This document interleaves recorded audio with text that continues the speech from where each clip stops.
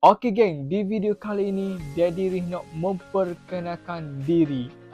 Okey, nama diberi Muhammad Arif, umur rahsia, asal Kota Baru, Kelantan.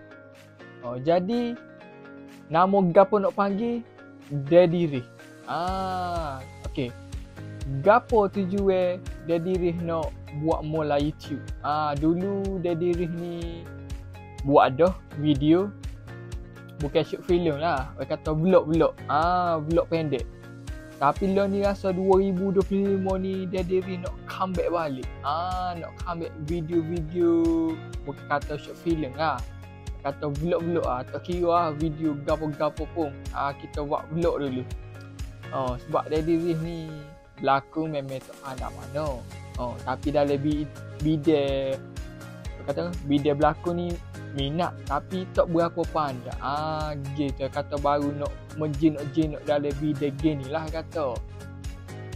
Jadi hok mana belum subscribe lagi, boleh subscribe dulu. Boleh komen-komen. Nanti insya-Allah next content kita akan buat vlog. Kita buat vlog-vlog apa pun. Janji si awak kena komen kalau diri. Kena komen dalam komen. Pada diri buat lah vlog-vlog gapo, kita terjah orang ko. Kita pergi beli-beli, ikutlah buat gapo. Jadi rasa itu saja konten pada kali ini. Jangan lupa subscribe, komen. Assalamualaikum.